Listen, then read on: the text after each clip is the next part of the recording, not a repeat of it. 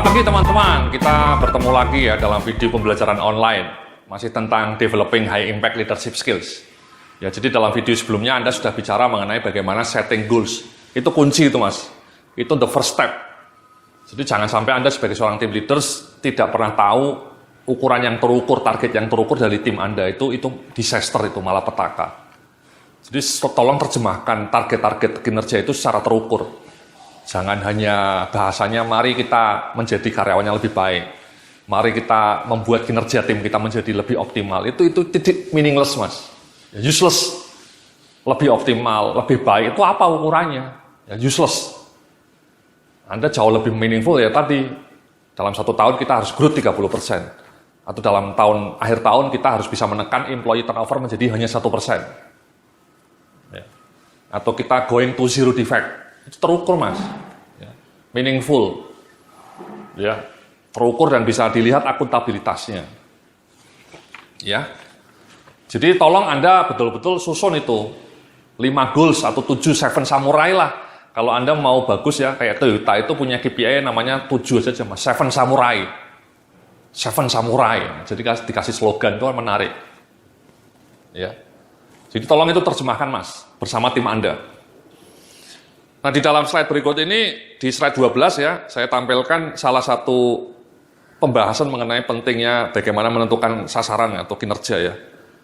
Bagaimana goal setting itu harusnya diciptakan ya. Ada 4 elemen nih, goal difficulty, goal specificity, feedback, dan participation in goal setting. Ya. Mari coba kita bedah ya, satu demi satu ya. Jadi di slide berikutnya, di slide 13 ini Anda bisa melihat elemen goal difficulty. Jadi intinya meningkatkan tingkat kesulitan pencapaian sasaran akan turut mengembangkan level usaha yang mesti dikeluarkan untuk mencapainya. Sasaran yang lebih sulit membawa karyawan untuk meningkatkan kinerja jika mereka merasa mampu mencapainya. Jadi goal difficulty ini mungkin challenging Mas ya, challenging task. Jangan terlalu mudah tapi juga jangan terlalu sulit, impossible. Itu kalau impossible itu juga bisa mendemotivasi karyawan ya. Sebaliknya kalau terlalu mudah juga ngawur. Potensi karyawan Anda tidak akan tumbuh. Ini penting ini Mas, goal difficulty ini masalah mindset Mas ya. Saya berkali-kali melakukan sesi konsultasi dengan klien saya, beberapa manajer, beberapa tim leader itu ketika saya kasih target yang menantang, mereka siap. Oke Pak, siap. Tapi banyak juga yang ketika saya kasih target yang menantang langsung, jangan Pak, jangan, terlalu berat itu, terlalu berat. Jadi mainnya safety gitu ya, safety. Menurut saya kurang wise itu. Kalau bisa Anda itu stretch gitu Mas, stretch. Kenapa? Karena potensi Anda tidak akan pernah berkembang kalau target Anda itu gampang dicapai. Anda tidak akan bisa tumbuh menjadi pribadi-pribadi yang unggul kalau targetnya itu mudah dicapai. Ini masalah mindset Mas ya mungkin ya. Kalau mindset Anda itu orang yang suka tantangan, orang yang merasa bahwa saya kerja demi prestasi terbaik, itu targetnya sangat menantang, bahkan sangat challenging pun ya diterima. Siap Pak, insya Allah saya akan mencapainya. Itu Mas, saya gitu, bagus.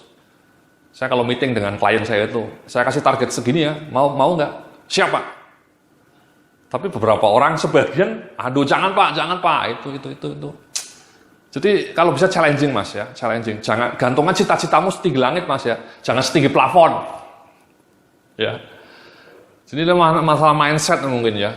Dan kadang-kadang orang takut kalau targetnya terlalu tinggi itu takut tidak dicapai, takut tidak tercapai. Ya, takut duluan. Ya ngapain gitu ya. Saya dulu ketika kerja kasih target yang berat ya siap. Saya kerjakan meskipun kadang-kadang tidak tercapai, yang penting siap gitu Mas. Ya, itu mindset Mas. Mindset diri kita. Kita mau menjadi orang yang terbaik atau tidak ya. Dan saya merasa bahwa mindset itu penting karena begini Mas, Anda menganggap bahwa target itu juga merupakan satu potret bagaimana Anda mengembangkan diri. Jadi jangan langsung buru-buru ketika targetnya naik, Anda langsung merasa takut dan kemudian nanti kalau tercapai apa imbalannya gitu ya. Sudah langsung ngomong rewardnya, apa imbalannya, apa bonusnya. Kadang-kadang orang itu bicara kalau KPI dibikin, setelah itu gimana Pak Yudhya? Ada hubungannya nggak dengan reward? Ya itu fine ya, itu masuk akal. Tapi menurut saya termasuk ya orang yang punya filosofi ya KPI itu sebenarnya tidak ada kaitannya dengan reward, itu tanda bahwa kita kerja dengan baik. Ideologi, teologi kerja, istilahnya teologi kerja. Bahwa kita kerja itu somehow merupakan pengabdian ya kepada yang di atas untuk memberikan yang terbaik gitu ya. Apapun implikasinya itu another story ya. Bahwa itu nanti dikasih bonus itu oke, thank you gitu. Tapi jangan bonus itu dijadikan reason sebagai awal ya. Jadi kita kerja betul-betul karena kita mau mencapai hasil terbaik, karena kita diciptakan ke bumi ini untuk menjadi khalifah-khalifah yang baik Mas ya. Jadi the best result itu memang tanggung jawab kita sebagai manusia. Oke. Jadi itu Mas, goal difficulty ya Mas ya. Nah yang kedua, goal specificity Mas ya. Coba Anda lihat di slide berikutnya ya.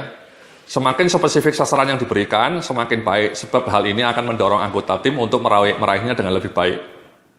Sekedar mengatakan do your best tanpa sasaran yang jelas dan spesifik tidak akan banyak manfaatnya. Ya ini sering terjadi ya, do your best. Bekerjalah dengan maksimal. Itu useless tadi saya bilang. Harus spesifik, ya terukur. Growth 30%, zero defect, employee turnover just 1%, nomor 1 di dunia. Itu spesifik Mas, konkret. Ya. Atau tadi pengunjung YouTube-nya jutaan, ya. Follower Twitter-nya ratusan ribu, itu terukur Mas. Jadi jangan do your best, itu meaningless. Ya. Jadi harus ada target yang terukur, spesifik. Ya, oke Mas ya, spesifik. Tadi sudah saya kasih tugas Anda untuk menyusun goal yang spesifik, yang terukur.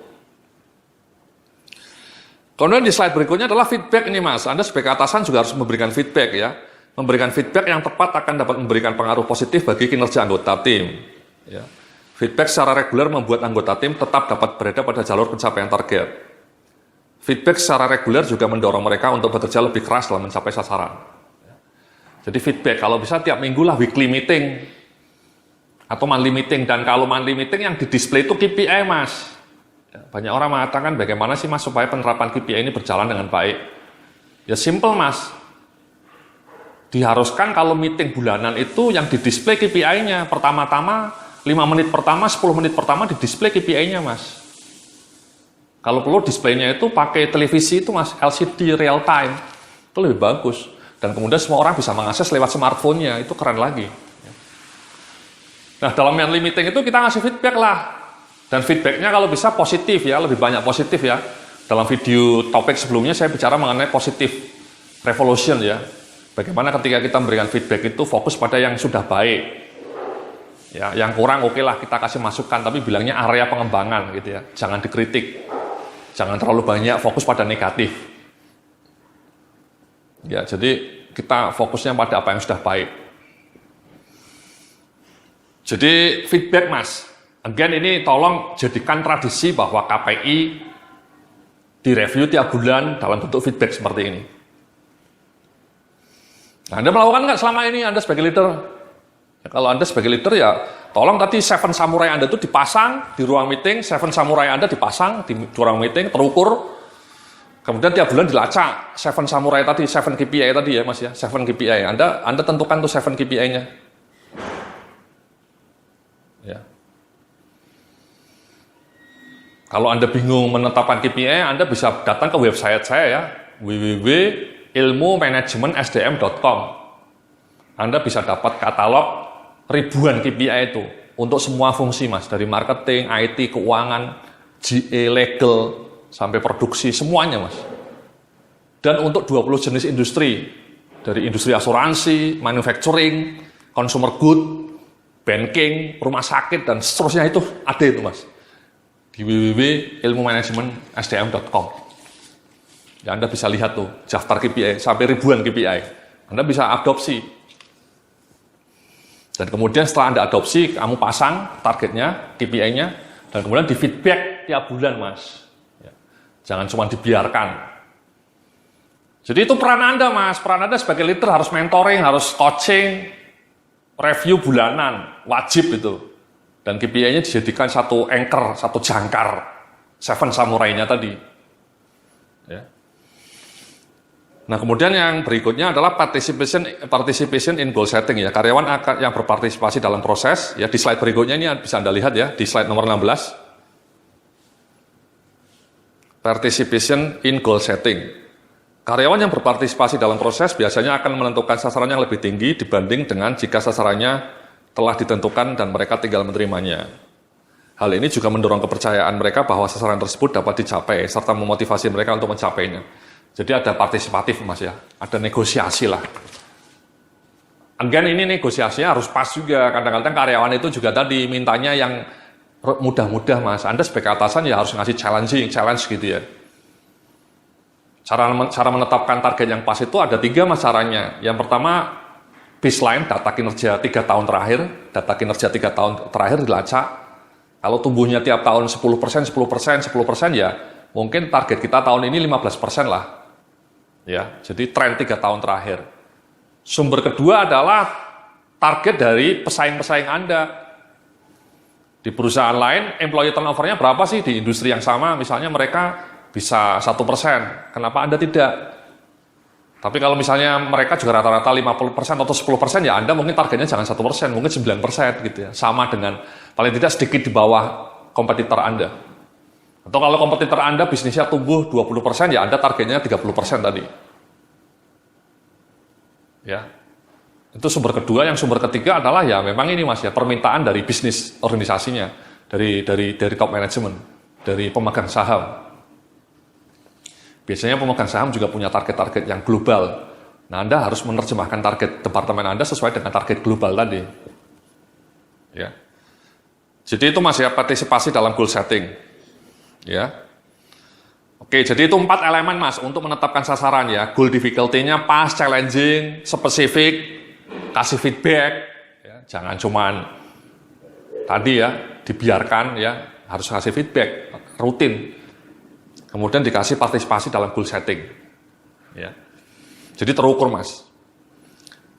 Nah setelah itu di slide berikutnya ini ya, sebagai vision creator, developing action plan ya. Bagaimana target-target tadi diterjemahkan ya di slide 17. Bisa Anda lihat di slide 17.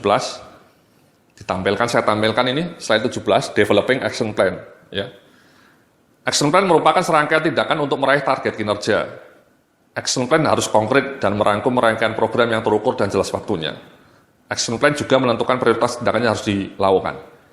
Jadi tadi Anda sudah punya KPI Mas ya, punya 7 samurai, 7 target, di display di ruang meeting Anda, targetnya terukur, tiap bulan dipantau, pencapaiannya berapa, employee turnover-nya, berapa growth-nya, bisnisnya, berapa defect-nya, berapa pengunjung YouTube marketingnya, berapa pengunjung Facebook marketingnya misalnya. Nah kemudian ya bikin action plan, bagaimana caranya supaya turnover tadi bisa turun menjadi 1%, apa caranya? Bagaimana caranya supaya penjualan tumbuh 30%, apa caranya? Bagaimana supaya defect-nya menjadi 0? Anda sebagai team leader mikir caranya bagaimana? Itu namanya action plan Mas. Ya, disusun action plan-nya dengan detail. Ya. Contohnya misalnya bagaimana cara menurunkan employee turnover menjadi 1%. Ya ditanyalah karyawannya, tingkat kepuasannya dilacak, skor kepuasannya. Ya, aspirasi mereka ditanya kenapa kok banyak keluar di exit interview. Apakah faktor salary-nya, faktor atasannya, faktor lingkungan kerja, dan seterusnya. Ya.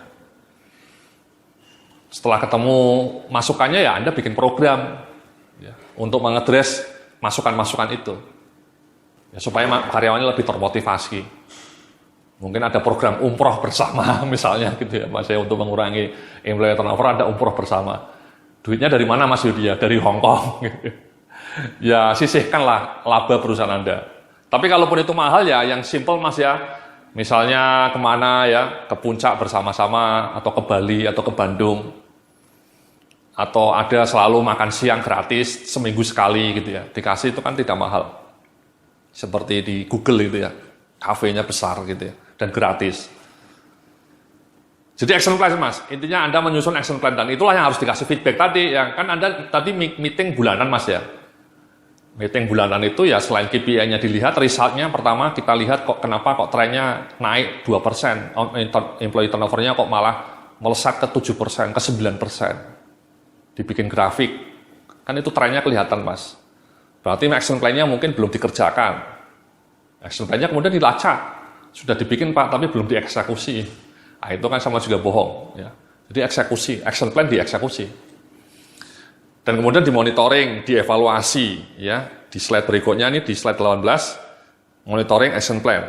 Dalam fase ini serangkaian action plan akan dieksekusi dan dimonitor progresnya. Apakah sesuai rencana atau tidak, dan bagaimana corrective action-nya.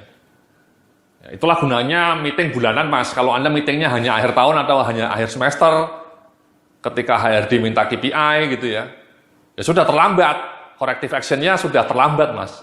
Itulah gunanya weekly meeting atau monthly meeting, mengukur KPI Anda. Dan kalau Anda sudah punya target yang jelas, action plan-nya jelas, dieksekusi, no excuse, Mas, no apology. Jadi kalau targetnya kemudian jeblok, Anda tidak lagi ngeles. Sering itu saya melakukan monitoring KPI ya untuk klien saya. Tim leadernya saya kumpulin, kemudian targetnya tidak tercapai. Sebagian mengatakan ngeles ya, ini Pak, aduh sumber dayanya macam-macam lah, ngeles alasan, 1001 alasan. Ada sih beberapa orang yang juga mengatakan, ya siapa, kami belum berhasil mencapai target, tapi kami akan berjuang lebih keras, kami akan introspeksi. Itu kalimatnya lebih bagus, Mas. Jangan begitu, kenapa targetmu tidak tercapai, langsung yang keluar 1001 alasan gitu. Ngeles, salahnya ini, salahnya itu. Kambingnya disalahkan terus, yang kambing yang warnanya hitam gitu ya. Itulah kenapa Steve Jobs dulu ketika meeting KPI di Apple pernah bilang kayak gini.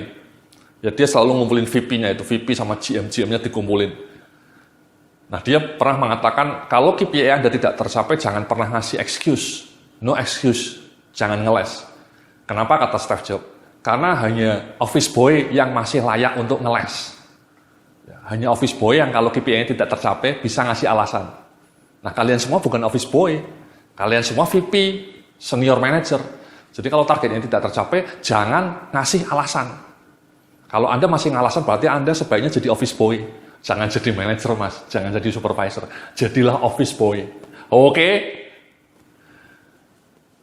Jadi seperti itu, Mas. Ya, jadi ketika Anda sudah kasih target, direview tiap bulan, action plan-nya disusun, dieksekusi. Kalau targetnya tidak tercapai, ya jangan ngeles. Bilang saja, oke Pak, mohon maaf Pak, targetnya belum tercapai, tapi kami akan berjuang lebih keras dan kami sudah melakukan introspeksi. Apa yang harus kami kerjakan? Solusinya seperti ini, solusinya seperti ini.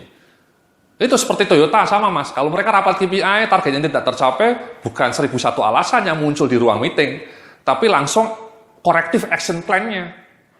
Ini loh Mas solusinya, ini loh Pak solusinya. Jadi corrective action plan-nya itu langsung sudah disusun. Jangan ketika meeting KPI isinya saling menyalahkan. Kalau targetnya tidak tercapai, isinya saling menyalahkan, itu useless.